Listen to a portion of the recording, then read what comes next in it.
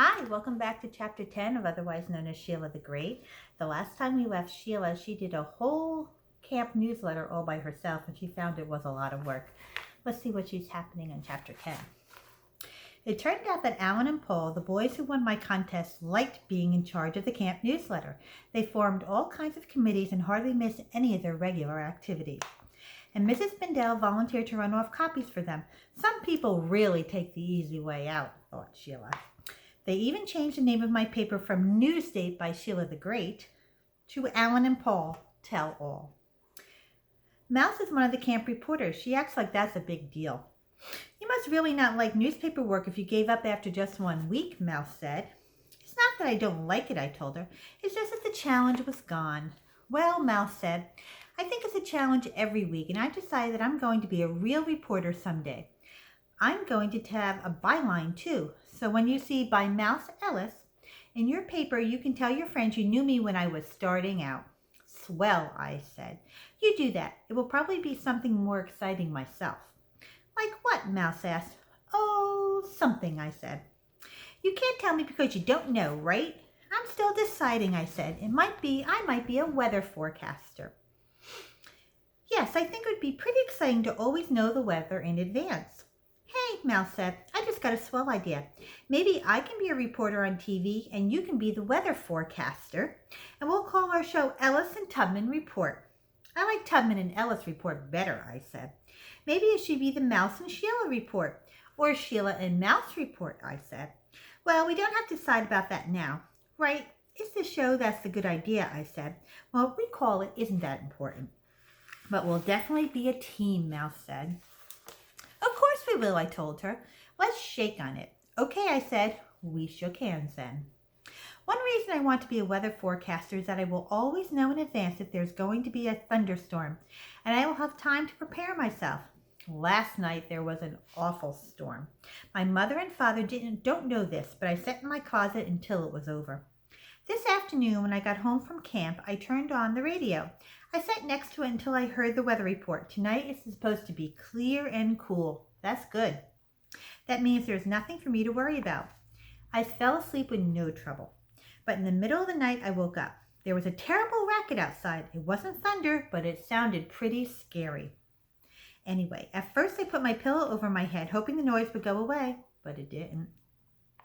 When I couldn't stand it anymore, I jumped out of the bed and ran to my window. And what did I see? 2 Jennifers. As if one isn't bad enough, and both of them bang at the moon at the same time. The next morning at breakfast, I told the whole family about Jennifer's friend. Everyone seems to think it's very funny. Everyone except me. 2 days later, Libby reported that Jennifer's friend is definitely a boy dog. How do you know? I asked. I saw him make, Libby said. He used the big tree in the backyard near the fence. I'm not surprised, Daddy said. Jennifer's friend comes to visit every night now. It is getting harder and harder to sleep in the house. In the morning, Jennifer's friend is gone, but we don't know who he belongs to. I don't like having the house these days. I know it isn't safe. I don't like leaving the house these days. I know it isn't safe, I told my mother. Jennifer's friend just runs around loose. You can't expect me to go outside with that dog around here. He only comes at night, Mother said. That's what you think, I told her. But you can't be sure, can you? No, Mom said. I can't be sure. There's nothing for you to worry about. Jennifer's friend is perfectly harmless. Oh, he is he? Did he tell you that? Did he ring the bell and say, Hello, Mrs. Tubman. I'm perfectly harmless. My mother sighed. I can see that there's no point in discussing it with you. Your mind is already made up. A few days later, Mouse was over. We were yo-yoing in the driveway. Mouse has a new Duncan butterfly. A butterfly is a regular yo-yo put together backwards so the flat ends are on the outside. Nobody told me this. I figured it out by myself. Mouse was trying to teach me a new yo-yo trick called Round the World, but I kept missing and hitting myself in the head. All of a sudden, I had the feeling I was being watched. I turned around slowly, and there he was, Jennifer's friend. I screamed and threw my yo-yo at him. He came after me. I ran as fast as I could, right into the yard where Jennifer was tied up. Her friend was barking like crazy, and I could tell he was already thinking about how I would taste. So I kept running and screaming until I tripped over Jennifer's chain. I fell down and was sure that was the end of me. So I closed my eyes and cried. When I felt my legs were wet all over, I knew the blood was pouring out of them. In a minute, my mother was bending over me, and I heard Mal say, She just went crazy, Mrs. Tubman. I couldn't even stop her. My legs, I cried. Do something, stop the blood. What blood, Mom asked. There's no blood. But they're all wet, I sobbed. I can feel how wet they are. Open your eyes, Sheila, Mom said, and you'll see why. I opened one eye and then the other. I rolled over and Mom helped me sit up. Jennifer, that dumb old dog, was licking my legs. I'm going to get awful hives, I told Mouse. Just awful. They'll probably be as big as apples. Mouse didn't say anything. She just looked at me and shook her head. Later, Mom took me to the doctor because when I tripped over Jennifer's chain, I scraped up my leg. I said, I told you, didn't I? I told you it wasn't safe to keep that dog around here. Just see what she's done to me. Just see. Jennifer and her friend didn't do anything to you, Sheila, Mom said. And if you had just kept calm, nothing would have happened at all. I was calm, I said. Jennifer's friend is the one who got all excited. And did you see the size of his teeth? Mouse came over after supper. I wanted to make sure you were okay, she said. I'm fine, I told her. Did you get hives? Hives, yes, from Jennifer licking you. Oh, yes, I got awful hives, I said, all over my liver and intestines. Your liver and intestines, Mom asked. Yes, and the doctor said I was really lucky this time. I didn't get any on my lungs. That's the worst kind. Mouse tilted her head and didn't say anything for a minute, so neither did I. Finally, she looked me right in the eye. Sheila, if a person is scared of something, a person should just admit it. Don't you think so? Oh, definitely, I said. And if I was ever afraid of anything, I'd be the first to admit it. Me too, Mouse said. Did I ever tell you I'm scared of dragonflies? You are? I said. Yes, even though I know they can't hurt me, I'm very scared of them. How about you? What makes you afraid? Oh, let me think. Take your time, Mouse said. You know, I told her, I really can't think of anything I'm scared of, except maybe lions. Lions? Yes, you know, lions. And that's it, Mouse asked. Yes, I just can't think of another thing. Mouse tilted her head to the other side. Was she trying to get a different view of me? It's getting dark, I told her. Remember, your mother doesn't like you walking around in the dark. I'm going, Mouse said. See you tomorrow, Sheila. I hope you don't run into any lions. Ha ha, I yelled. Soon after that, Jennifer's friends stopped coming to visit, and Jennifer made unhappy noises at night. She refused to eat.